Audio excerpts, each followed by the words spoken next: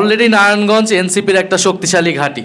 জনগণের যাতে সুযোগ সুবিধা হয় সেই রাজনীতিটাই আপনাকে করতে হবে।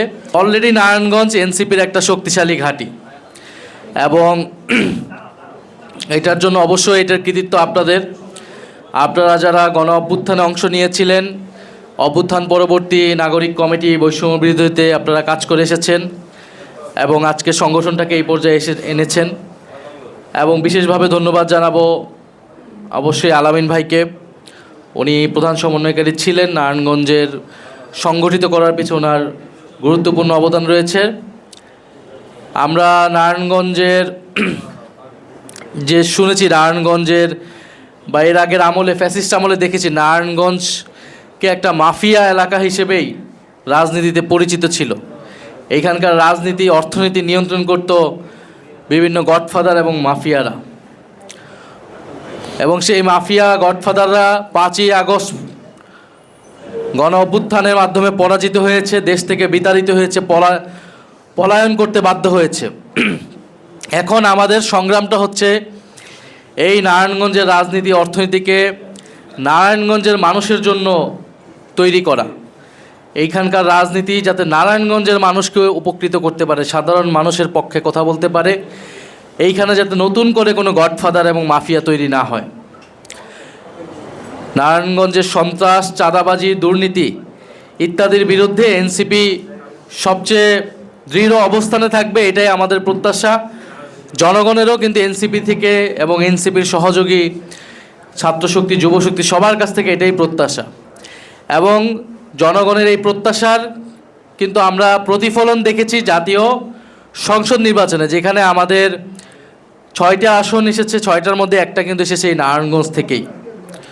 তার মানে এইখানে শাপলাকলির পক্ষে জনগণের রায় পড়েছে, মানুষ শাপলাকলিকে ভালোবেসে ভোট দিয়েছে, নতুন প্রজন্মের প্রতিনিধিকে সুযোগ দিয়েছে এবং আগামী 5 বছর আমাদের এই আসন সংখ্যা বৃদ্ধি করতে হবে। আমাদের স্থানীয় সরকার নির্বাচনে আমরা যাতে একটা ভালো ফলাফল এই নারায়ণগঞ্জ থেকে আনতে পারি, সেজন্য আমাদেরকে চেষ্টা করতে হবে। এবং আমাদের যেই সংস্কার, বিচার এবং দুর্নীতির বিরুদ্ধে আমাদের যে লড়াই, সেই সংগ্রামটা নারায়ণগঞ্জ থেকেও কিন্তু করতে হবে। আপনারা অলরেডি দেখেছেন যে জাতীয় সংসদ অধিবেশন শুরু হয়েছে, যেখানে সংবিধান সংস্কার পরিষদ হওয়ার কথা, গণভোটের রায় বাস্তবায়ন হওয়ার কথা, কিন্তু সরকারি দল যারা আছে তারা গণরায় মানছে না। তারা সংবিধানকে তাদের নিজেদের মতো করে ব্যাখ্যা করছে। তাদের পক্ষে গেলে তারা সংবিধানের পক্ষে আছে, তাদের বিপক্ষে গেলে তারা সংবিধানের পক্ষে নাই। ফলে এই দ্বিচারিতা এবং সংবিধানকে নিজেদের মতো ব্যাখ্যা করার রাজনীতি আমরা কিন্তু আওয়ামী আমলে দেখেছি।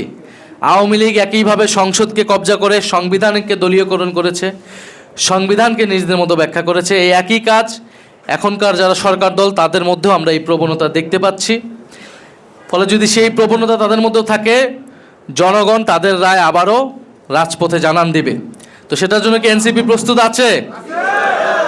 এনসিপিকে সেই বৃহত্তর রাজনীতির জন্য প্রস্তুতি রাখতে হবে। আমাদের সংগ্রাম সংসদে, রাজপথে, সব জায়গায় থাকবে। আমরা রাজপথ থেকে সংসদে গিয়েছি, কিন্তু সংসদে গিয়ে আমরা রাজপথ কি ভুলে যাব?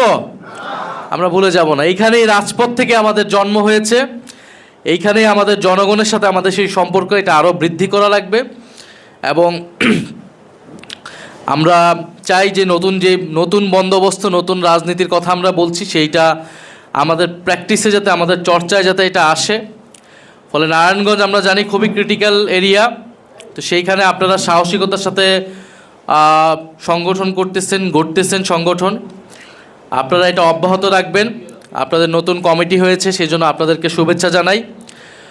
এবং আপনারা নারায়ণগঞ্জে চাঁদাবাজি, সন্ত্রাস, এই দুইটার বিরুদ্ধে আপনাদের সবসময় সরব থাকতে হবে। এখানকার ছোট বড় ব্যবসায়ী যারা আছে তারা যাতে নির্বিঘ্নে ব্যবসা করতে পারে, সাধারণ মানুষ যাতে নির্বিঘ্নে চলাফেরা করতে পারে, তাদের নিরাপত্তা, আইন শৃঙ্খলা, এই জায়গায় আপনাদেরকে সহযোগিতা করতে হবে। জনগণের যাতে সুযোগ সুবিধা হয় সেই রাজনীতিটাই আপনাকে করতে হবে। আমরা সেই আশা করি যে এনসিপি সারা দেশেই মানুষের যে ভালোবাসা সেইটাকে ধরে রেখে সেই পজিটিভ রাজনীতিটা করবে, ইতিবাচক রাজনীতিটা করবে। আর নারায়ণগঞ্জে অবশ্যই আপনারা ফ্যাসিস্টদের যাতে কোনো ধরনের পুনর্বাসন এই নারায়ণগঞ্জের মাটিতে না হয়, এটার জন্য সর্বাত্মকভাবে আপনাদেরকে প্রতিরোধ সবসময় রাখতে হবে।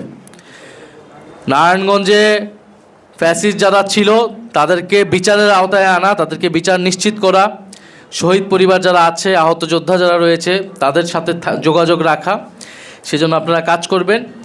তো আমি কথা বাড়াবো না, আজকে আপনাদের সাধারণ সভা সেটা কন্টিনিউ থাকুক। আমি শুধু আমার শুভকামনাটাই জানাতে এসেছি এবং নারায়ণগঞ্জের এনসিপির প্রতি আমরা কৃতজ্ঞতা প্রকাশ করি, কারণ নারায়ণগঞ্জ সবসময় আমাদেরকে, আমরা নারায়ণগঞ্জ থেকে সেই সাপোর্টটা পাই, যে কোনো আমাদের বড় ছোট যে কোনো প্রোগ্রামে নারায়ণগঞ্জে সেই শক্তিশালী অবস্থান আরও শক্তিশালী হোক, এটাই আমাদের প্রত্যাশা থাকবে। আপনাদের অবস্থান আরও দৃঢ় হোক এবং ইনশাল্লাহ সামনে আমরা আরও ঐক্যবদ্ধভাবে, আরও শক্তিশালীভাবে এই নারায়ণগঞ্জে আমরা রাজনীতি, এনসিপি রাজনীতি প্রতিষ্ঠা করতে পারবো।